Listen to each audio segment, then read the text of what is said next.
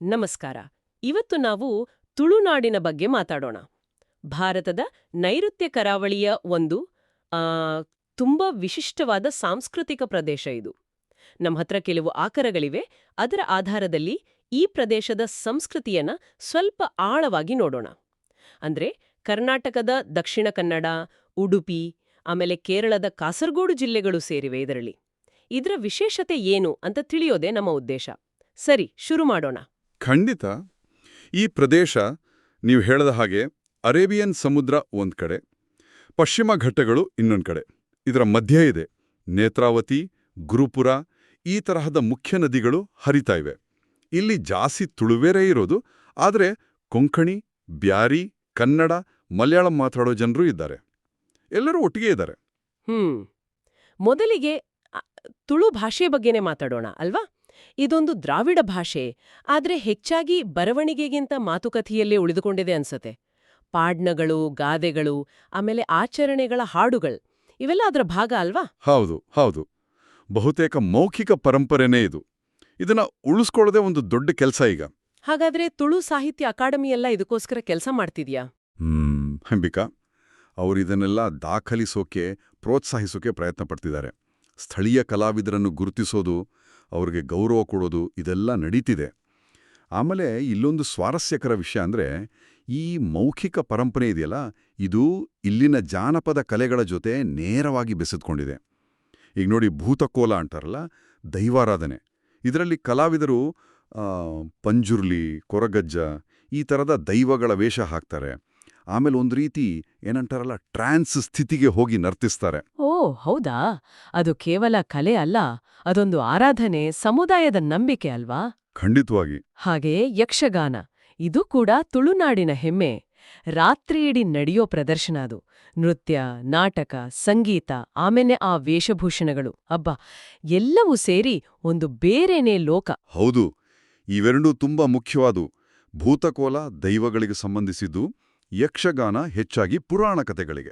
ಆದರೆ ಎರಡರಲ್ಲೂ ಆ ಪ್ರದರ್ಶನ, ಆಚರಣೆ, ಕತೆ ಹೇಳೋ ರೀತಿ ಎಲ್ಲವೂ ಇದೆ.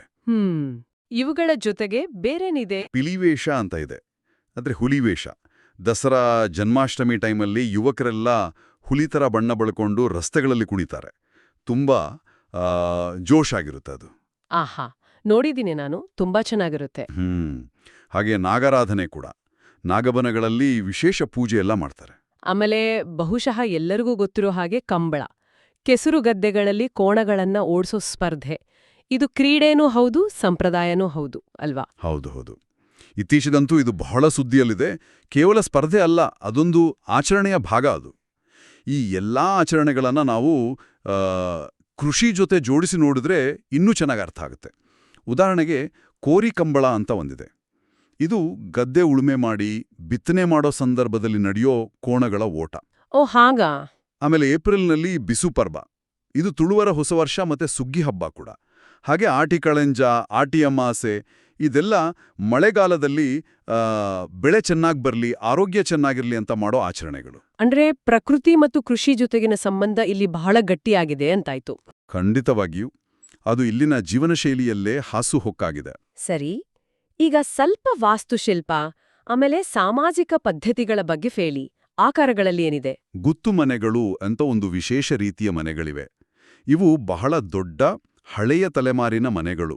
ಬರೀ ವಾಸ ಮಾಡೋಕಷ್ಟೇ ಅಲ್ಲ, ಊರಿನ ಮುಖ್ಯಸ್ಥಲ ಮನೆ ಅಥವಾ ಸಮುದಾಯದ ಚಟುವಟಿಕೆಗಳ ಕೇಂದ್ರ ಕೂಡ ಆಗಿರುತ್ತೆ ಕೆಲವು ಕಡೆ. ಬಹಳ ಆಕರ್ಷಕವಾಗಿವೆ ಅವುಗಳ ರಚನೆ. ಹೌದು. ಅದರ ಜೊತೆಗೆ ಅಳಿಯ ಸಂತಾನ ಪದ್ಧತಿ ಬಗ್ಗೆನೂ ಉಲ್ಲೇಖ ಇದೆ. ಅಂದ್ರೆ ಆಸ್ತಿ ತಾಯಿಯಿಂದ ಮಗಳಿಗೆ ಹೋಗೋದು, ಮಾತೃವಂಶೀಯ ಪದ್ಧತಿ ಇದು. ಓ, ಇದು ತುಂಬಾ ವಿಶಿಷ್ಟವಾದದ್ದು. ಈಗಲೂ ಇದೆಯಾ ಇದು?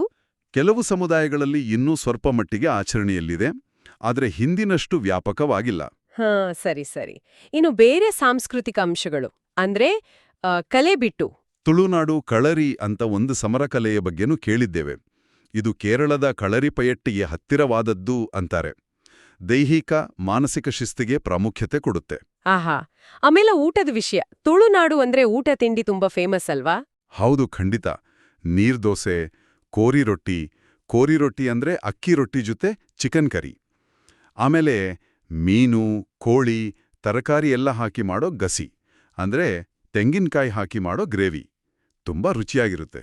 ಕೇಳಿದ್ರೇನೆ ಬಾಯಲ್ಲಿ ನೀರ್ ಬರುತ್ತೆ.